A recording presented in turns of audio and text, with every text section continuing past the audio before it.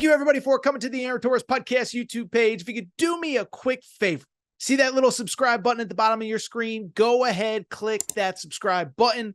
Really does help our channel grow, our audience grow, and I really do appreciate it more than you know. So click that subscribe button. Appreciate your support. Now, here's the video that you came here for. All right, everybody. Hi, back. Good to be back. So want to go ahead and get to a couple little interesting updates from a program and a team that we talk about a lot, especially this time of year. That is the Colorado Buffaloes, of course, led by Coach Prime, Deion Sanders. By the way, if you're not following our Torres on CU Twitter page for all your late-breaking Colorado news, please make sure to do so. Torres on CU on Twitter. All right, so let's get into Colorado. Certainly a very busy Wednesday in the portal for Colorado. We'll get to that in a second. But what's interesting is it's actually been a little bit of a quieter start in portal season for Coach Prime and the Buffs for a very simple reason. Don't know if you noticed last week, but all of Colorado football was in New York City for the Heisman Trophy ceremony, obviously celebrating Travis Hunter. We saw the story that Travis Hunter basically footed the bill to get everybody there. So just an incredible story, an incredible moment for that program. But what's especially interesting is, one, I believe that this program is going to take off like a rocket ship in the portal this year because of the success that they've had on the field, on top of everything else they're selling, Coach Prime, Heisman Trophy, etc. But two, they really haven't gotten going just yet because they were in New York and didn't have recruits on campus like everybody else last weekend. So I bring it up because it's been quiet, but we got some late breaking news as of Wednesday afternoon that I want to react to. But I also want to talk bigger picture because I think that Colorado is quietly putting together a monstrous roster for 2025 between the players they're getting in the portal, the players they may get in the portal, and oh, by the way, some of the key returnees that I don't think enough people are talking about. So let's go ahead and dive in. Obviously, the big news from Wednesday, by now you've seen it. I'm not breaking any news. But Kaden Salter, quarterback from Liberty, is officially committed to the Colorado Buffaloes. Now, we've talked about Kaden Salter a few times. First of all, it is worth noting, 2 years ago was really the year where he blew up. By the way, it's worth noting, started his career at Tennessee, goes to Liberty. 2 seasons ago, he was absolutely unbelievable, okay? Finished the year, obviously, Liberty finishes 13-1 overall. 32 rushing touchdowns, or 32 passing touchdowns, I should say, 12 rushing touchdowns, over 1,000 yards rushing. He was one of the most coveted players in the portal, one of the most coveted quarterbacks. Syracuse wanted him. A bunch of other schools wanted him, and Colorado gets him. One, I think this just speaks to the Coach Prime effect. We've talked about it all since the season ended. We talked about it at this time last year. If Coach Prime gets you to campus, the batting average on guys once they get to Boulder is like 980. Like it's better than Barry Bonds in his prime when his skull was this big. Like you get a kid in front of Coach Prime on campus, he's closing. But Kaden Salter is committed. What I find fascinating about this specifically is what it means for the quarterback room in 2025 going forward. We know Shedeur Sanders is leaving. We know that 5-star Julian Lewis is committed. Listen, I'm not here to tell Coach Prime how to run his program. He's had a pretty good job. He's done a pretty good job without me giving him advice. But I always thought it was a little bit risky to potentially just totally hand the keys to Julian Lewis. Not only literally, or not only figuratively, they literally did it. Shedeur Sanders dropping the keys in that Instagram post. I always felt like, if it was me, you want a veteran quarterback. You don't want to put too much on Julian Lewis's plate. Now, if Julian Lewis is so good that he just takes the job, that's another deal. But if you can have that veteran that kind of helps him along, the veteran puts himself in position for success, you don't put everything on Julian Lewis's plate, that's great. And then, oh, by the way, Julian Lewis doesn't have to have everything on his plate for 2025, but is your no doubt about it starter in 26. Kind of like what we saw at Florida this year, right? I don't mean to divert off of the Colorado stuff, but you look at Florida. Graham Mertz started early. He gets hurt. By then, DJ Lagway has 5-6 games of experience, and he's ready to go. You counter it with like a Dylan Raiola, felt like he was given the keys from day one and kind of struggled as the season went on.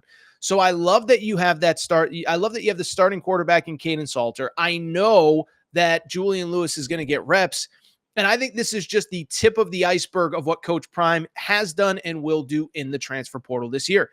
Bottom line, as I said, it's been kind of quiet. simply because I think a couple things. Like I said, Coach Prime and the whole staff were in New York last week for the Heisman Trophy ceremony. I think they could be a little bit more selective this year, not quite as many holes and bodies, not as many holes to fill, bodies to bring in as previous years. I also just think some of their best, portal interest players that they're interested in might not even totally be in the portal yet, or their recruitments might not have really picked up. But I bring it up because so far so good in the portal. A few nights ago, we talked about Jaheim Otis, the defensive tackle from Alabama, started every game or played in every game as a freshman. Injuries in 2023. This year, didn't jive with the new staff, had some injuries as well. He ends up leaving. But this was widely believed to be the number one defensive tackle, defensive lineman in the portal this year. You also, by the way, got the Zach Atkins kid. Remember, Zach Atkins, the number one rated, according to, maybe not number one, but a top rated tight end in the portal. He comes from the D2 ranks, which I know people, what does it mean? Well, he had offers from LSU. He had offers from South Carolina, among many others. So that is a guy. If he's good enough to play at LSU, good enough to play in the SEC, he's certainly good enough to shine at Colorado. You get your elite tight end, you get your elite nose tackle, you now have your quarterback. But here's the crazy part that I don't think people are talking about with Colorado. One, far from done in the portal. Like I said, there are names that are going to emerge. And then, by the way, there are just names that might not even be in the portal yet. As far as the names that are going to emerge, thought it was interesting. Kevin Concepcion, we've talked about him quite a bit on this pod. Remember, he was the freshman All-American last year at NC State. And by the way, when I say last year, I mean the 2023 season, not 2024. But this was the kid, really good as a true freshman 2 years ago, finished with 10 touchdown catches, 839 yards, 12 yards per reception. This year, struggled a little bit, 53 catches, 460 yards, 6 TDs. It's also worth noting at NC State, remember, their starting quarterback, Grayson McCall, got hurt early got hurt early in the season, did not play for the back half of the year. So the bottom line is you got some guys, you're in on others, but I also think this is an important part. When I talk about a loaded roster for 2025, we have to acknowledge one thing that I don't think enough people are going to talk about, is that this is a team that probably is not even probably, that's dumb for me to even say probably, that will unquestionably return more talent from this year than they have in either of the first 2 years of the Coach Prime era. Now, listen, last year, people are going to say that sounds dumb because last year you returned Deion Sanders, who's going to be the number one pick in this draft. You return Travis Hunter, who ends up winning the Heisman Trophy. You return a couple other nice pieces like Jimmy Horn, etc. But the bottom line is, outside of that, it was a lot of plug-and-play guys pretty much everywhere else. Think about all the dudes that played impact roles this year at Colorado. Most of them were not in the program at this time last year.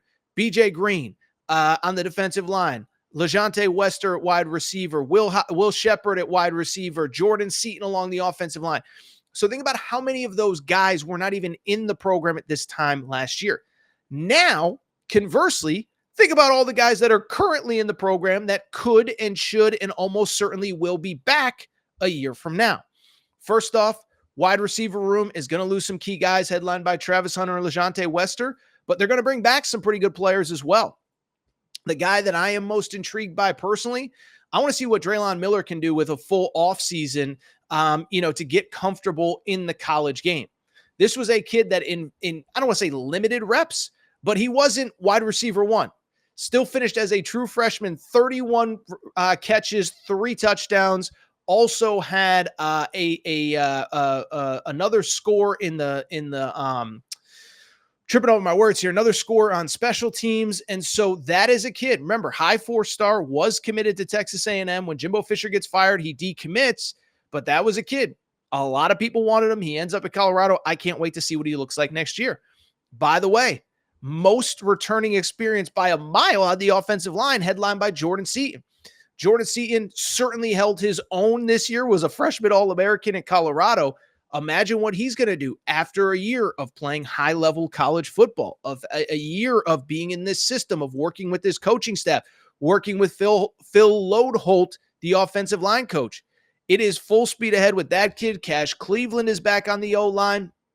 You've added some nice pieces in the freshman class, which we'll get into in a minute. Carday Smith obviously being one of them, but this will be the most experienced O-line that Coach Prime returns. And that D-line, remember, that to me, the biggest difference between this year and last year, part of it was the O-line.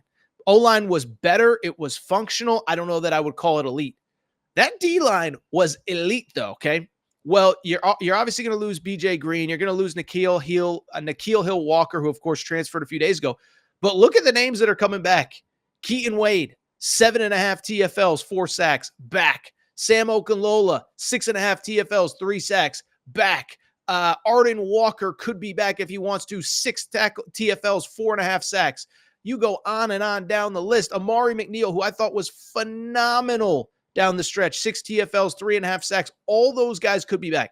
Those are superstar, dynamic players along the defensive line. The secondary, I find it very interesting. Colton Hood had some moments as a sophomore transfer from Auburn. He was also great in the special teams, in the return game, on special teams.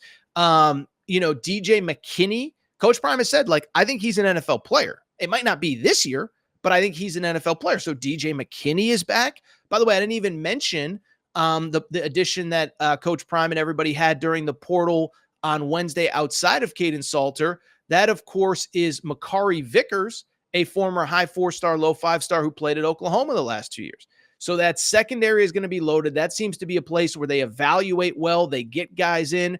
And then it is also worth noting that in addition to all of the returnees and the portal guys that have yet to come, that will come, this is also the deepest recruiting class that Coach Prime has signed. Now, obviously, Julian Lewis is the headliner. We talked about him. There's a lot of guys that I think could be impact guys on day one for this team. Maybe not as stars, but they can be rotation players. London Merritt, defensive lineman. Remember, he was committed to Ohio State, flips before signing day. You could play at Ohio State. You could play at Colorado. Adrian Wilson, Quentin Gibson, 2 wide receivers, speedy guys that I think you can put them in space, get them the ball, and they can make plays. And so I just bring it up because if you're a Colorado fan, you got to be excited. Listen, I haven't done the deep dive on every single roster in the Big 12, and I don't want to be disrespectful of Arizona State, which is going to be playing in the playoff. You know they're going to return a lot. But I think, you look at what's returning, what we already know, and what could happen. I don't think there's any doubt Colorado could be one of the most talented teams, if not the most talented team in the Big 12. And to me, and by the way, you win the Big 12 next year, that's a top 4 seed in the college football playoff, okay? And so I don't want to put the cart before the horse, but this will be 1 through 85, the most talented roster that Coach Prime has ever had at Colorado. And I just don't know how you can't be excited if you're a Buffs fan. It's going to be different without Shedeur. It's going to be different without Travis Hunter. It's going to be different without LeJounte Wester and Shiloh Sanders and some of those guys who have been there and obviously this year specifically start. It'll be different, but I think talent, top to bottom, 1 to 85. Obviously, you can go beyond 85 next year. This team has a chance to be really, really good. If you enjoyed this video, do me a quick favor. Make sure that you are subscribed to the Aaron Torres Pod YouTube channel. New clips, new videos going up every single day. By the way, you see it on your screen. You want to do your boy Torres a solid. Follow Torres on CU for all your late breaking Buffs news.